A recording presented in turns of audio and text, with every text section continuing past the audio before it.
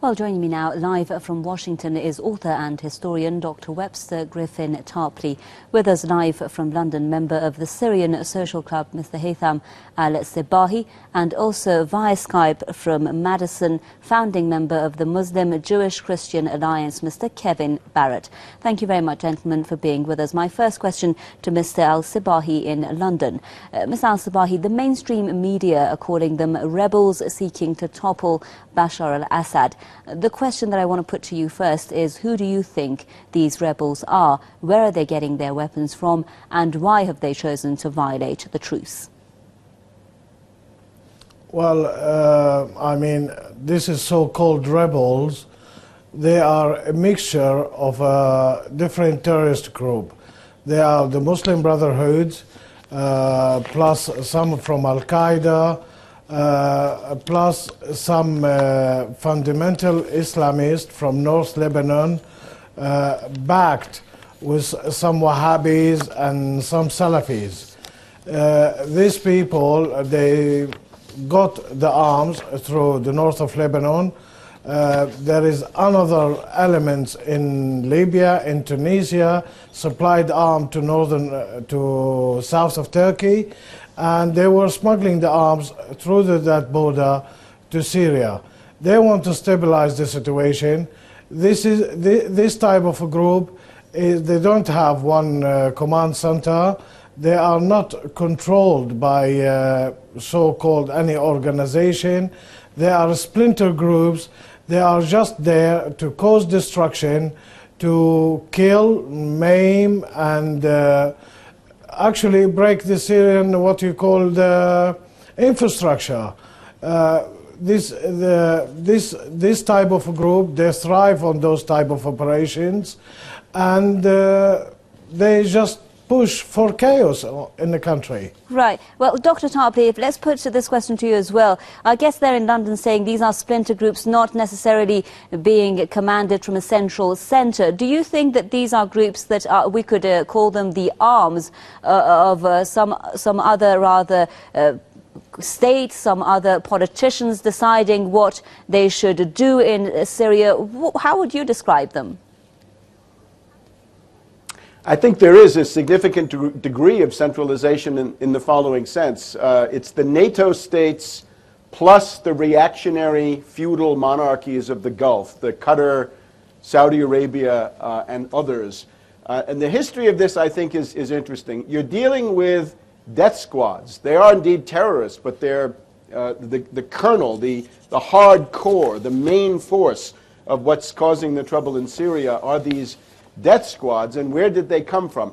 Back in 2006, 2007, the U.S. forces in Iraq found that their situation was almost untenable, and Ambassador John Negroponte was brought in after a career in Central America and Latin America.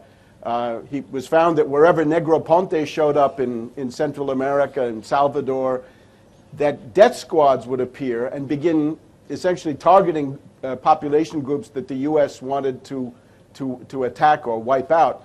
And sure enough, that is what happened in Iraq around 2007.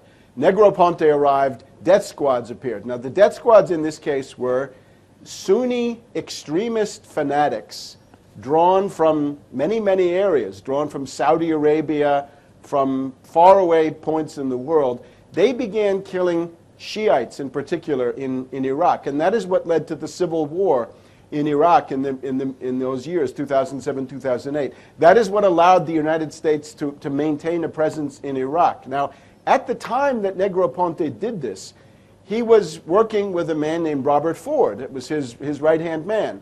And sure enough, Robert Ford then showed up in Damascus as the United States ambassador.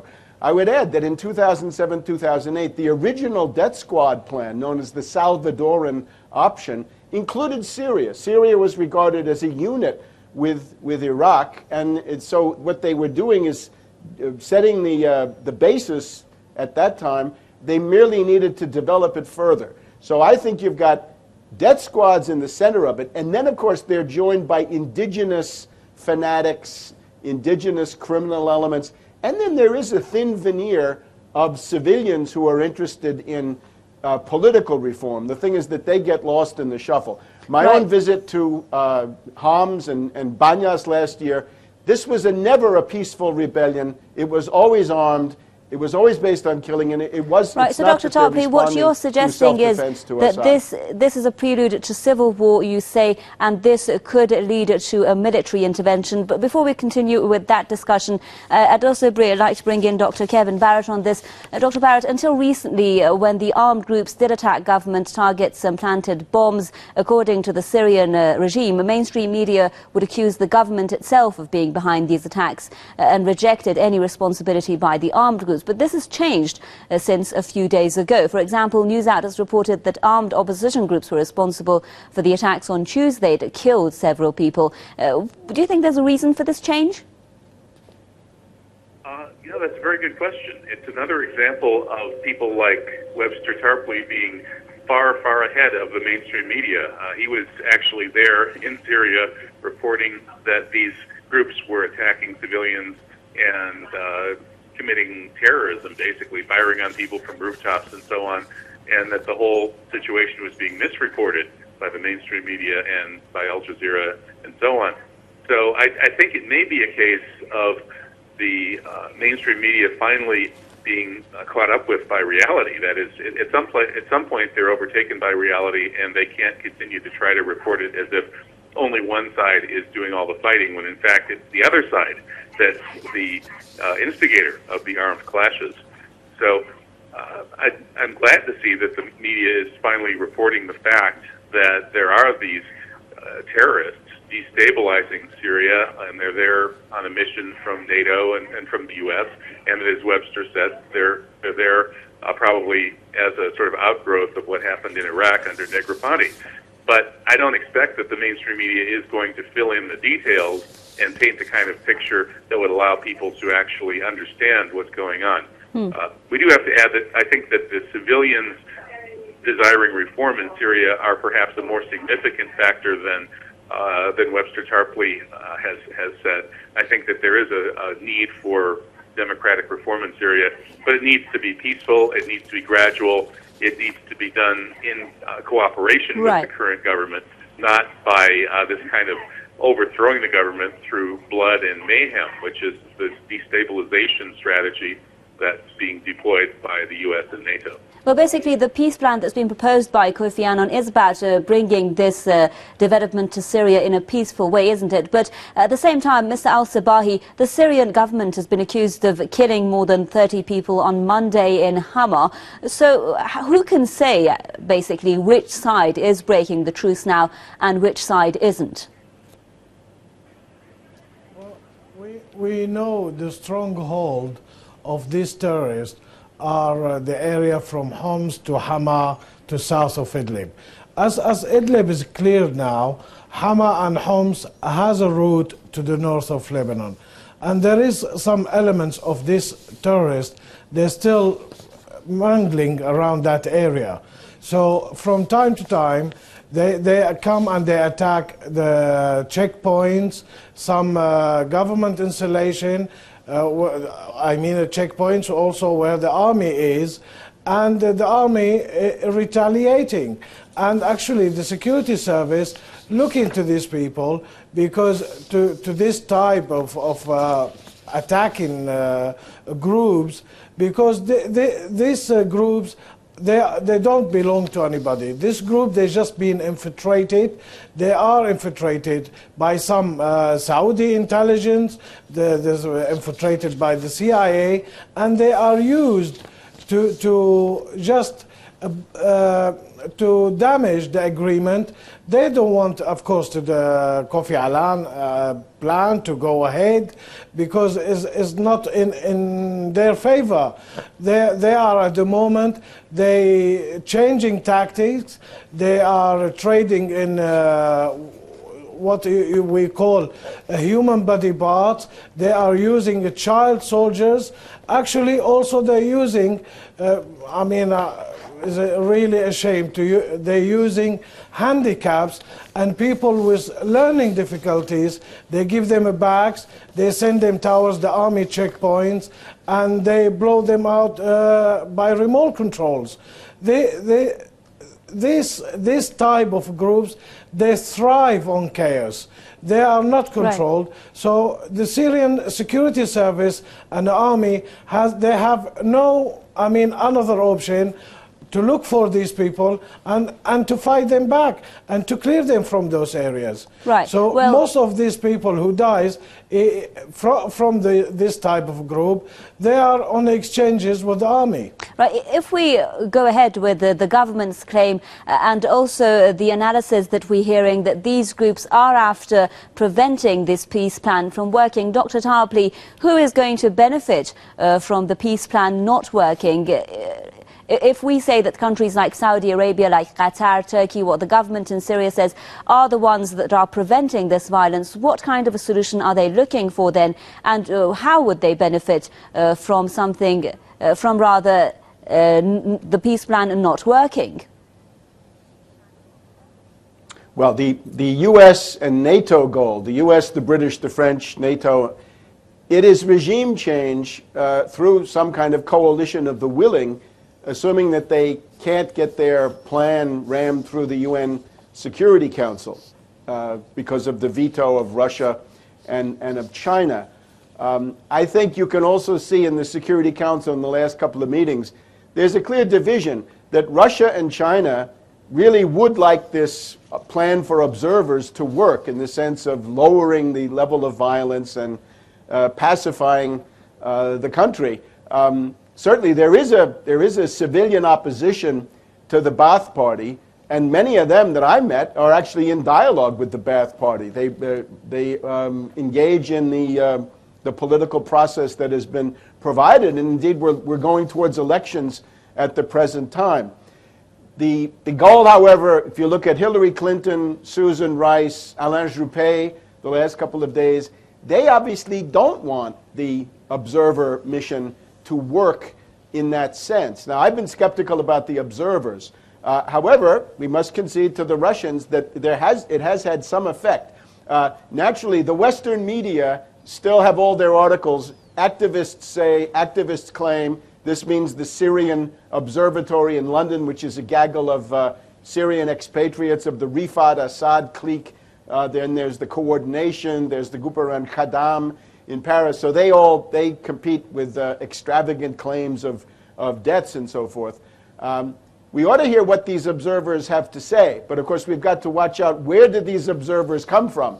I'm not reassured by the fact that the head of the observer team is a NATO general by the name of Mode, M-O-O-D, from Norway. That doesn't seem to be a very good choice. He's not likely to be very even-handed. The other problem you have is that Ban Ki-moon and the political chief of the United Nations, B. Lynn Pascoe, the political commissar of this mission, along with Navi Pillay, they have discredited themselves. Those are not international civil servants. They're not even-handed. They're not honest brokers. These are people who are looking for jobs, I would say, in U.S.-based multinational corporations at some future point. But so there is a chance for this to work. Yeah, but the one ingredient that you need to do is to have the question of the death squads brought up.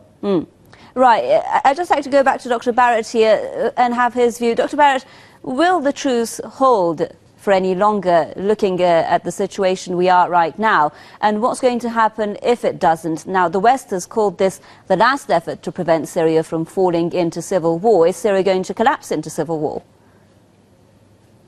I hope not, but I honestly think that's probably what the Western powers that are acting there want.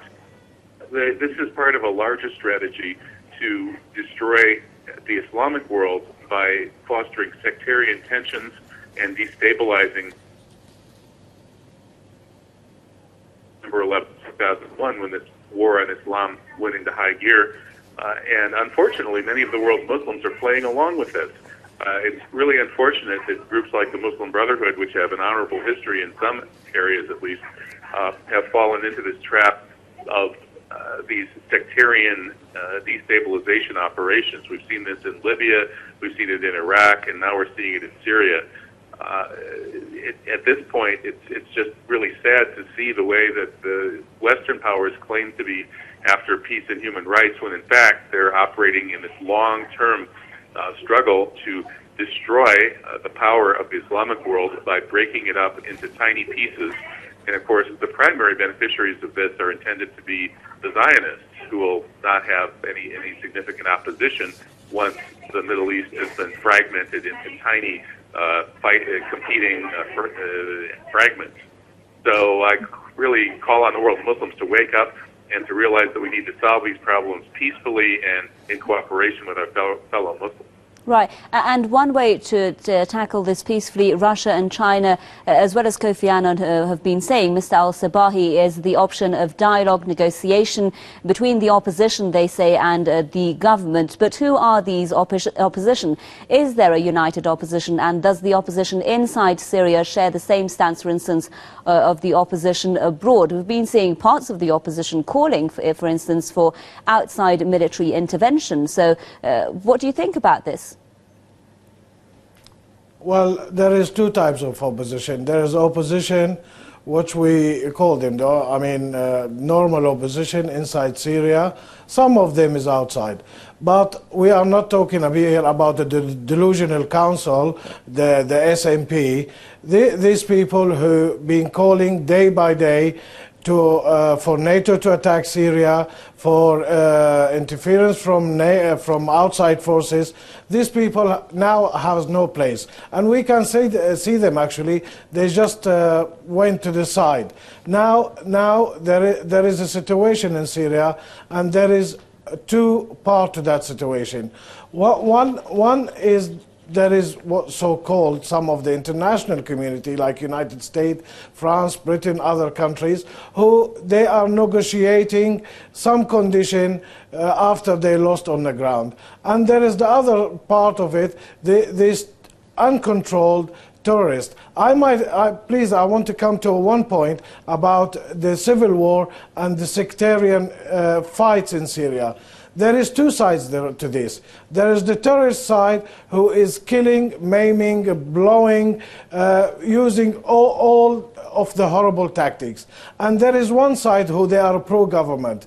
I am a Syrian citizen, and I am a pro-government, and I would like to see reform. But we will not pick up arms to fight anybody. As a citizen, we depend on our army, we depend on our security service, and we depend on our government to deal with it. We will not pick up arms, we will not fight. So there will not be a sectarian war, and there will not be a civil war. There is two sides. There is a legitimate government with its army and its security forces, and there is a terrorist backed by countries like Saudi Arabia, Qatar, United States, Britain, France, and Turkey, and fundamentalists behind it. Our government has to deal with the other international other side of the international community, like Russia and China and other, with this type of people. On the ground, we give 100% assurance, and we give a trust to our army, to our security, to deal with it. And when our army is attacked, it has to attack back, and violence will be met by violence. Right, before we run out of time. There's no question about that. Thank you very much, Mr. al-Sabahi. Dr. Tarpley, quickly, if you can, I'd like to have your opinion on the basic and the main question here, which is, will the Syrian crisis end without military intervention? Can the Syrian crisis end without President Bashar al-Assad stepping down? What do you think? I think it's a grave danger. Right now, there is an attempt by the NATO powers to create a civil war from the outside. I don't think they have the wherewithal for a civil war, as we just heard eloquently stated, but they will try. Let's look for a second at the former colonial power, always a good place to look in these situations. That would be France. They ran Syria well into the 1940s. Could they do something? If we look at Paris today, we see the most pro-NATO president of France that we've had in recent years, Sarkozy. He just lost the first round. He's fighting for his political life. Some would say this is a situation made to order for a Wag-the-Dog event, some kind of provocation, some stunt, some false flag event that will be blamed on the Assad government, despite the fact it comes from circles much closer to NATO in Brussels and use that for the armed intervention, because the NATO hopes for Syria come down to armed intervention using some pretext, either humanitarian or terrorist. And the goal, of course, as has been said, to deprive Iran of an ally and to deprive Hezbollah of their strategic depth, and thereby weaken the independent states of the Middle East. Thank you very much, Dr. Webster. Griffin Tarpley joining me there live from Washington, an author and historian. I'd also like to give our thanks to our guest in London, member of the Syrian Social Club, Dr. Haytham al-Sebahi, and also joining us via Skype and on the line from Madison, founding member of the Muslim Jewish Christian Alliance, Dr. Kevin Barrett. Thank you very much for staying with us, viewers, from me, Homa Lesgi, and the rest of the team here in Tehran. Until our next programme, it's goodbye.